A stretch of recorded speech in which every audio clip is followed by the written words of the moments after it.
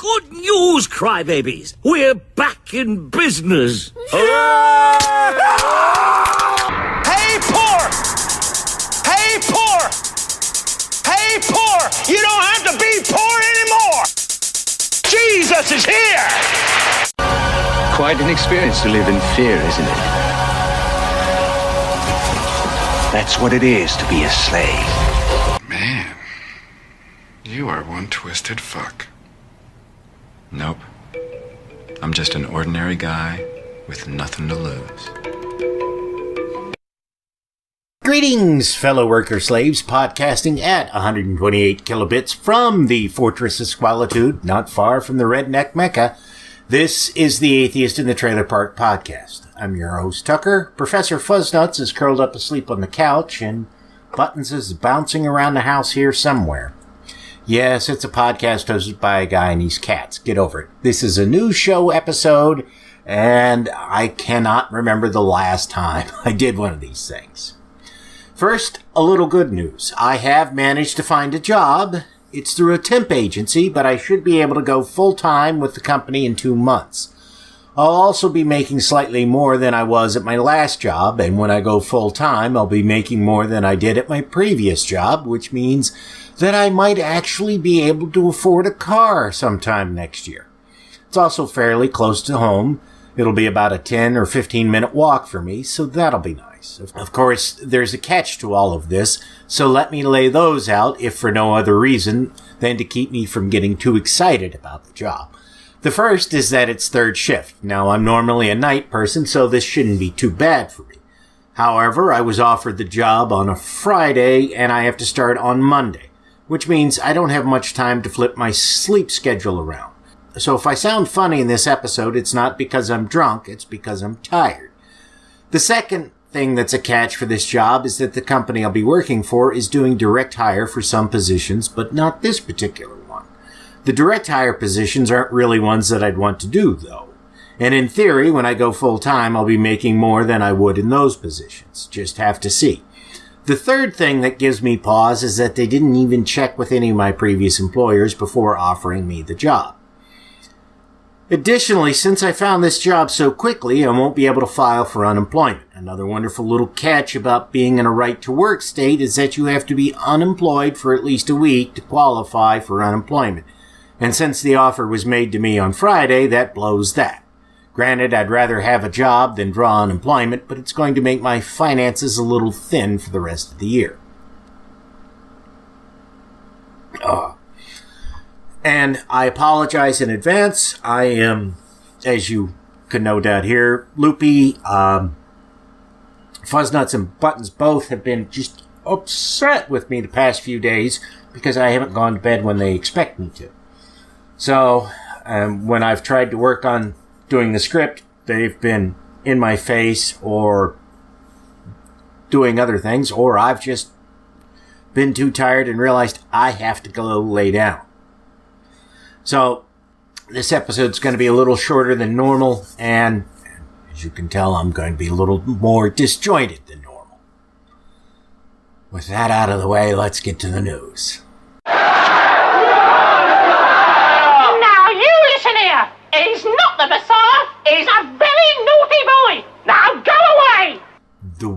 From AtlasObscura.com. The wire that transformed much of Manhattan into one big symbolic home. Every Thursday and Friday morning, Rabbi Moshe Tauber leaves his home in Rockland County, New York at about 3:30 a.m. He arrives in Manhattan an hour later and drives the 20-mile length of a nearly invisible series of wires that surrounds most of the borough. He starts at 126th Street in Harlem and drives down, hugging the Hudson River most of the way to Battery Park and back up along the East River, marking in a small notebook where he notices breaks in the line. Known as an Eruv, the wire is a symbolic boundary that allows observant Jews to carry out a range of ordinary activities otherwise forbidden on the Shabbat. Any necessary repairs must be finished before sundown on Friday when Shabbat begins. The day of rest then lasts until the following day when there's no more red in the western sky. Throughout that time, observant Jews are prohibited from performing many basic activities, and the observance of this law has been updated over time to reflect current technologies such as cars, electricity, and keys. Carrying from one domain to another or moving objects between public and private areas, for example, is forbidden. Ervin, the plural of Erv, transcends this restrictive rule by serving as a symbolic border that links together many private spaces in the community, which in turn permits people to ferry around keys, children, and canes, or push wheelchairs and strollers. And if you want to know the absurd lengths that people go to get around Shabbat loopholes, then if you haven't seen Bill Maher's film Religious, or whatever it is, check that out, because he goes to Israel and he sees all these things that they sell so people aren't violating the rules on the Shabbat. Like, you can't have an electric wheelchair that you use on Shabbat because electricity is found in fire, so therefore it's bad. So they have wheelchairs that run on compressed air and all these other things, and Bill Maher's like, what the fuck, man? I mean, this is ridiculous. And I mean, you know, the article goes on to detail how they inspect the Erv and mentions for most of the 100 years that it's been in place, nobody really bothered to inspect it. Then, in the 80s, a group of rabbis sailed around the island and discovered that the Erv was almost completely gone. They developed the inspect and repair system as a result of this. You'd think that they'd realize their whole religion was bullshit at the time they discovered that the Erv had been down. You know, they'd been going around doing things without the protection of the Erv for who knows how long, and God had failed to rain down fire and brimstone on their law-breaking asses. But nope, God didn't do anything. Almost like he didn't exist. From CruxNow.com, we have this. Pope Francis invites prisoners to lunch. Instead, they escape. They were supposed to be having lunch with Pope Francis during his October 1st trip to Bologna. The Holy Father was scheduled to dine with 20 prisoners from a local drug rehabilitation facility, along with refugees and the poor of the area during a lunch of solidarity at San Petronio Basilica. Instead, two of the Italian prisoners shirked their invitation for what they saw as a prime opportunity for escape. According to Bologna newspaper Il Risto di Carlino, the prisoners escaped sometime during the hour, though it is unclear whether they first ate lunch. They have yet to be found. The newspaper quoted an official saying the two men are not unaccustomed to such acts. Who was the genius who said, "Hey, you know those two guys who are always trying to escape? Let's send them to meet the Pope. He'll talk some sense into them." Credit to Pope Frankie for meeting with folks considered undesirable. I certainly can't imagine someone like Joel Osteen or Pat Robertson doing anything like that. We know Trump wouldn't do this. And while Obama might have dined with the poor, I can't recall him doing so with refugees or prisoners. And a quick Google flail turns up nothing. Now, if Pope Frankie could only do something about those pedophile priests. Maybe it's a little early. Maybe the time is not quite yet. But those other worlds, promising untold opportunities, beckon. Silently, they orbit the sun, waiting.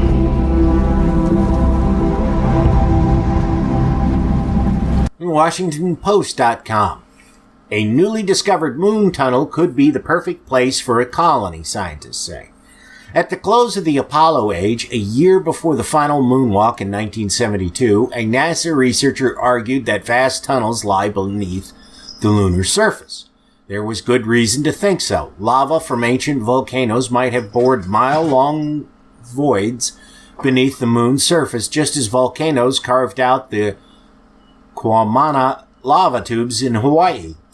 What a sight a lunar cave would be. Protected from meteors and radiation that bombards the surface, the tunnels might preserve evidence from the moon's early history and clues to its mysterious origins. And many scientists have long dreamed of building bases inside natural moon caves, where lunar explorers might sleep safely in inflatable homes protected from the storms above. But the lava tunnels of the moon, like the mythical canals of Mars, proved elusive. NASA's Ronald Greeley hypothesized in 1971 that one of the great channels in the moon's Mars Hills region might in fact be a collapsed tunnel, but he admitted that no mission had yet photographed a lunar cave entrance, and some doubted they even existed. Now, half a century after Greeley's paper was published and NASA left the moon behind, in a paper published this week, Japanese researchers say they found proof of the tunnels no one could see. It took the combined efforts of a couple of NASA and Japanese-owned satellites to find the tube. And to be a bit of a buzzkill, the evidence isn't absolute. It's akin to you showing up at the ER with vomiting and severe abdominal pain. Odds are it's your appendix, but until the doctor examines you, you won't know for sure. And because we live in the 21st century, I used Google Earth to look up where the tube is. It's not too far from where the Soviets landed a few probes in the 60s.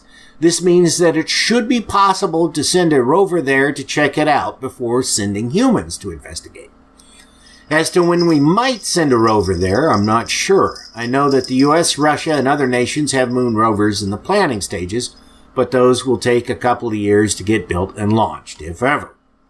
However, there are 5 teams competing in the Google X Lunar Prize, which are supposed to launch this year. To get the prize, they have to land a rover on the moon and have it travel 500 meters and beam back high-def video to Earth. I can't find anything about where the rovers will be landing on the moon, and I don't know if it'd be possible for any of the teams to take advantage of this new information at this late date. Still, it is possible that we might get better confirmation on the tube next year. In Robert Heinlein's short story, The Menace from Earth, the characters take advantage of the moon's low gravity in a lava dome to strap on wingsuits and fly like birds. I've always wanted to try that. And that jingling you hear is Buttons running around the house. She's crazy. That was the most offensive science report I've ever heard. How could you do such a thing? Beavis helped me. From TheEconomist.com, we have this. The thawing Arctic threatens an environmental catastrophe. The Paris Agreement will not save the Arctic as it is today, says Lars Otto Rierson, Executive Secretary of the group behind the latest edition of Snow, Water, Ice, Permafrost in the Arctic, a report produced under the auspices of the Arctic Council, a scientific policy club for the 8 countries with territory in the Arctic Circle, as well as observers including China and India. Atmospheric concentration of carbon dioxide has now reached 400 parts per million, up from 280 parts per million 3 centuries ago. The Earth is on average 1 degree Celsius hotter than in pre-industrial times. Although 190-odd countries signed up to limit warming to well below 2 degrees Celsius above pre-industrial temperatures in Paris in 2015, pledges for mitigating action are likely to see temperatures increase by around 3 degrees Celsius, assuming countries stick to their promises, which we know of at least one country that may not do that. But different parts of the world warm at different rates. Even if the Paris Agreement is implemented in full, the Arctic will warm between 5 degrees and 9 degrees Celsius above the 1986 to 2005 average over the Arctic Ocean in winter. The thaw is happening far faster than once expected. Over the past 3 decades, the area of sea ice in the Arctic has fallen by more than half, and its volume has plummeted by 3/4. The report estimates that the Arctic will be free of sea ice in the summer by 2040. Scientists previously suggested this would not occur until 2070. The thickness of ice in the central Arctic Ocean declined by 65% between 1975 and 2012. Record lows in the maximum extent of Arctic sea ice occurred in March. The article goes on to describe various impacts of global warming around the world, along with the lack of traditional fossil fuel industries to be able to capitalize things like warmer weather in the Arctic. In theory, an Arctic which is warmer should offer increased opportunities for shipping, commercial fishing, and oil and natural gas exploration. Yet very little of that is happening. What's most remarkable about the article is that normally the economist's solution to everything is to cut taxes and regulation. This one doesn't say that or even hint at it. The implication from the article seems to be that the only solution to the problem is going to be more government regulations. Wow. Now if we could only convince the president and his head of EPA of that. This story comes from TechTimes.com. 9.7 million year old teeth from unidentified ancient primate found in Germany. Teeth found in sediments near a river in Eppelsheim, Germany, are believed to have come from a yet to be identified ancient great ape. Due to intriguing qualities of the canine teeth, questions now arise whether or not the find has an impact on the human family tree. On September 2016, 2 teeth believed to be those of an ancient primates were recovered in a prehistoric site known for primate fossils since the 1820s. The teeth, an upper right first molar and an upper left canine, are caramel colored and are amazingly preserved. Evidence suggests that the teeth are about 9.7 million years old. While the characteristics of the molar line up with those of other fossil finds in the area, the canine evidently exhibits hominin characteristics, suggesting the possibility of its unidentified owner being a very distant ancestor of modern humans. Specifically, the tooth bears a resemblance to the teeth of extinct human relatives Australopithecus afarensis, which I believe, and I'm going to check on this, is Lucy. Yep, I just checked, and it is, in fact, Lucy. Though the discovery is quite intriguing, researchers are very cautious about their interpretation of the findings. That said, it took researchers quite a while before having their findings published. Lead author of the paper, published in ResearchGate on Friday, October 19th, states that he and his colleagues were left dumbfounded for a year after the discovery. According to researchers, the tooth is quite unlike any other find in Europe and in Asia, and describe it in relation to hominin teeth. And to describe it in relation to hominin teeth is intriguing, as the current understanding is that hominins, our extinct human relatives, left Africa about 120,000 years ago. This tooth is significantly older than that. Now, nobody, not even the people who found the tooth, are saying that it belonged to a creature which is in our family tree. They're not certain of anything other than it appears to have come from some form of primate. It's possible that it might have come from a species of primates which were known to inhabit the area at that time, or it might have come from a new species. There's just not enough information to say for certain at this time. The inside of the teeth are some of the best areas to try and extract DNA from, so it's possible that they might be able to scavenge some DNA from there and figure out if we're related or not. I would imagine that they would only do this if they felt that they had enough of the teeth where they could afford to sacrifice one, and since they only have 2, that's probably not going to happen, but you never know, they may find others in that area. He'll bring them death, and they will love him for it. The first part of this is just going to be a discussion on my part. I will have links to all the details in the show notes, so if you want to see what I'm talking about or convince yourself I'm not being a bullshitter, you'll be able to do that. By now, all of you have heard about Trump's comments to the widow of a soldier who was recently killed in Niger. I'm not going to bother wasting time rehashing how stupid it was for him to say those things, or the attacks on Representative Wilson. I will just point out that many people have said that Trump seems to think he lives in an action movie. You know, he can act without worrying about the consequences, like the hero in one of those movies can cause a zillion car pileup on the freeway and not get arrested or even have his insurance rates go up. One of the cliches you often hear in action movies is someone talking to the loved one of a person who died and saying, "He knew the risks when he took this job." I think it's pretty obvious that Trump thought he was acting as the strong leader when he said those words, because he loves action movies. What we should be focusing on, and few people seem to be doing, is what went wrong, why it went wrong, and what the fuck were members of our military doing in Niger to begin with. There's a lot of speculation, but there really doesn't seem to be many facts available on the matter. The best I've been able to find has been the following. The 4 soldiers were in Niger as military advisors, meaning that they were there to help train and support the Nigerian military in the efforts to handle a group which claims to be connected to ISIS. There are conflicting accounts as to what the mission the soldiers were on was when they were killed. I've seen some articles claiming that they were going to a meeting, others saying that they were planning on attacking a group of forces, and still others which say that the mission objectives aren't publicly known at this time. Whatever the reason, they undertook this mission without air support. This is actually the key to why the mission was attacked.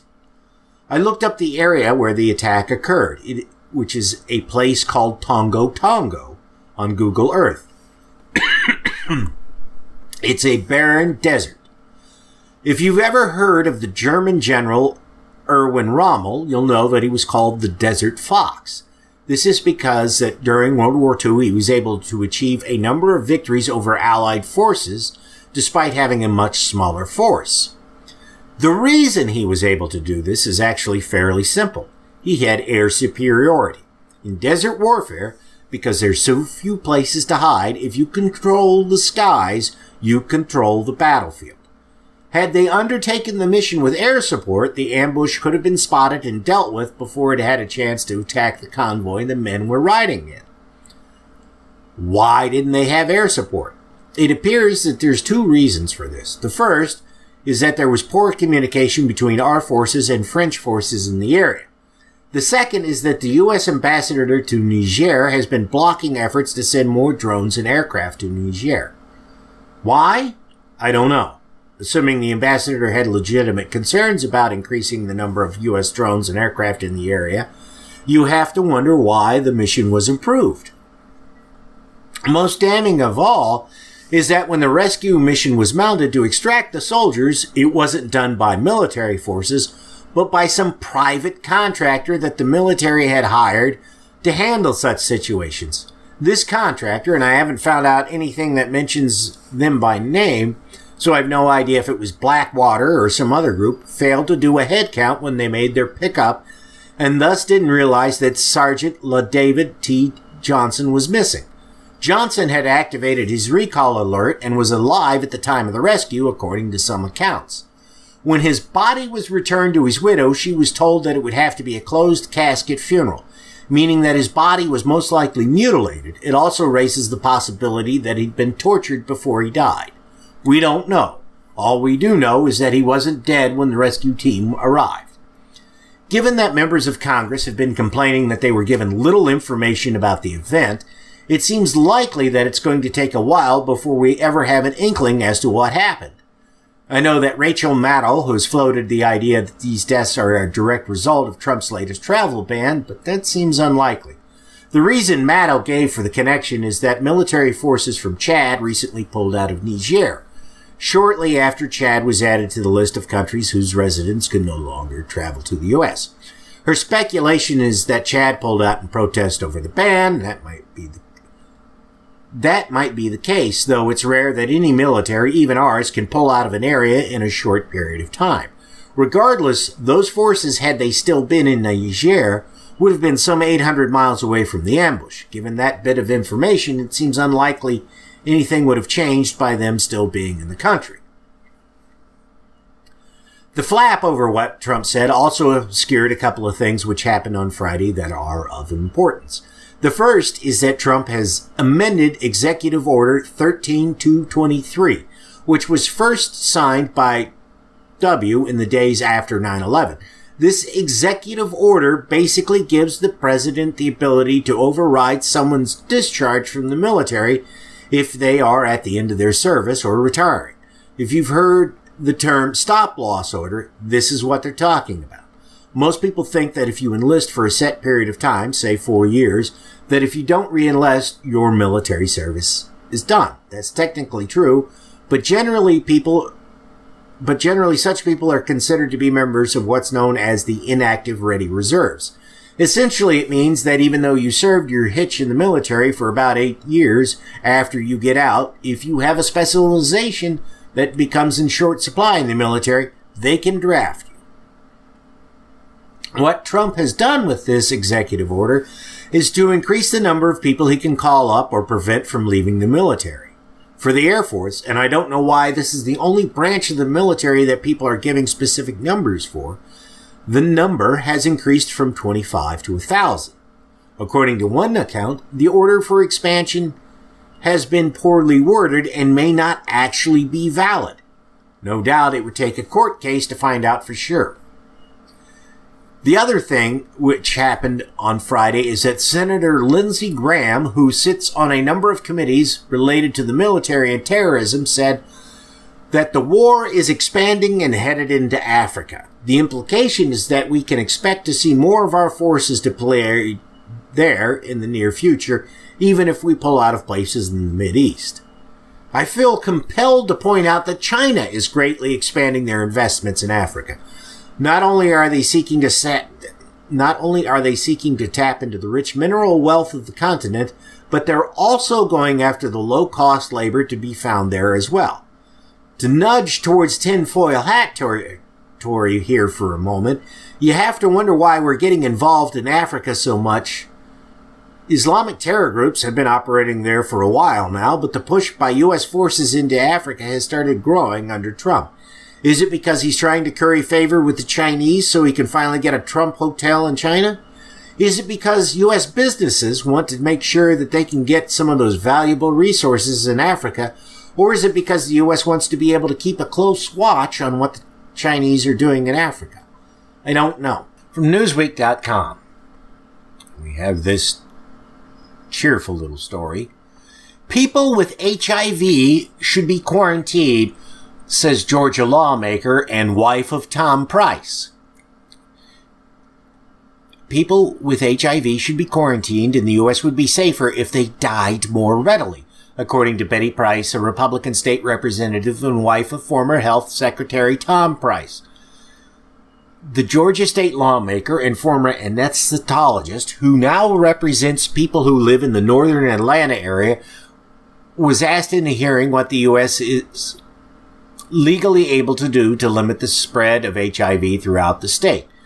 It's almost frightening the number of people who are living that are carriers with the potential to spread, Price said during a Georgia House of Representatives committee meeting on access to health care in the state.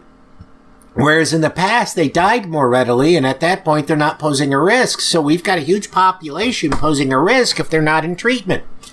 Price also said that while she didn't necessarily want to quarantine people with HIV, that is exactly what she wants to do. I don't want to say the quarantine word, but I guess I just said it, Price said to Dr. Pascal Wortley, director of the Georgia Department of Public Health's HIV epidemiology section, according to Stat News.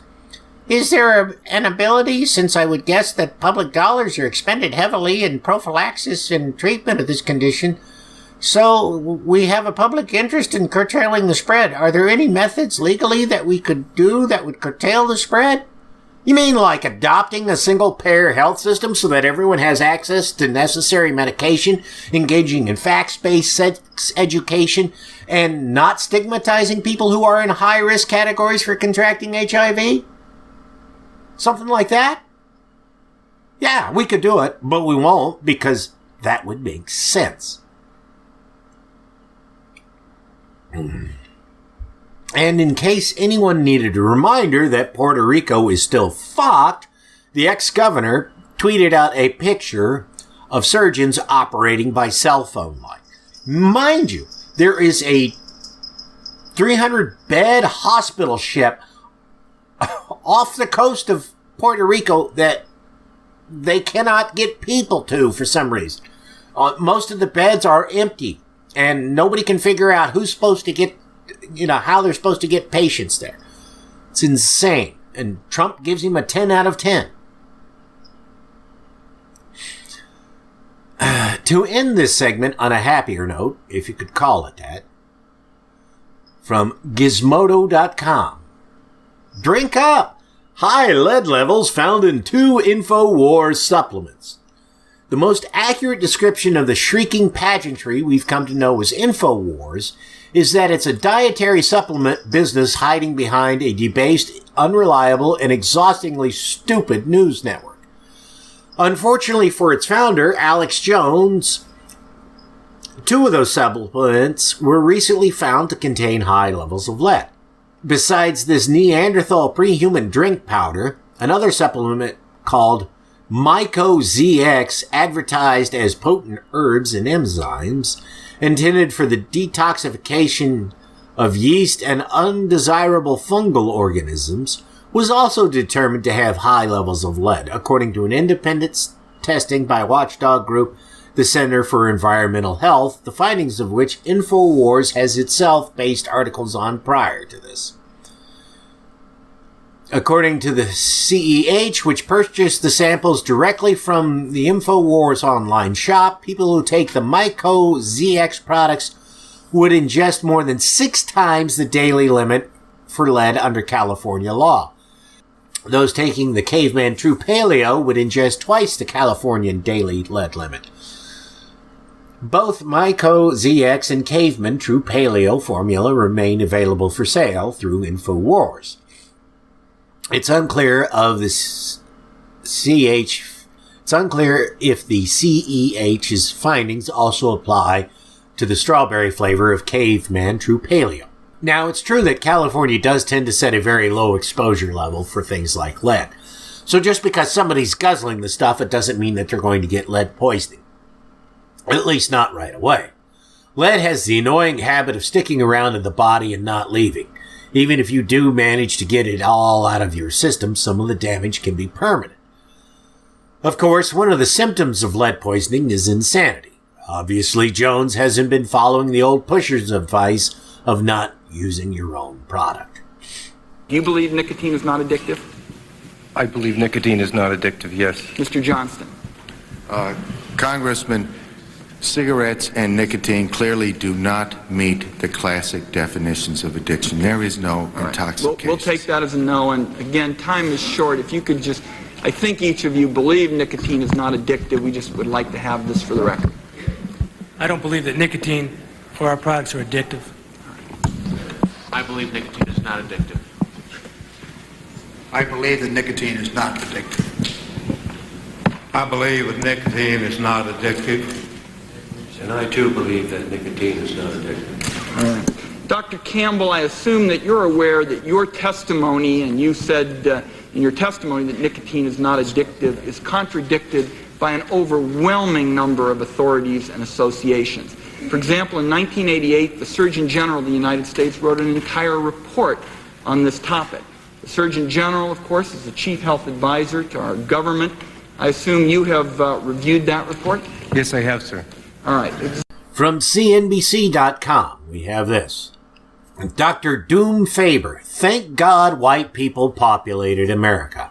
Market doomsayer Mark Dr. Doom Faber has launched a racially charged diatribe in his latest newsletter, alleging that the U.S. is great primarily because it is ruled by white people. The eccentric gloom, boom, and doom report author, who often speaks on CNBC and other financial media, generally forecasting some type of market downturn, focused his latest comments on the racial conflicts happening around the country. A CNBC spokesperson said it will not book him in the future. And thank God white people populated America, not the blacks. Otherwise, the U.S. would look like Zimbabwe, which it might look like one day anyway, but at least America enjoyed 200 years in the economic and political sun under a white majority, he wrote. I'm not a racist, but the reality, no matter how politically incorrect, needs to be spelled out. He has been apparently dropped by a number of networks over these comments. How long they'll stay gone is another matter.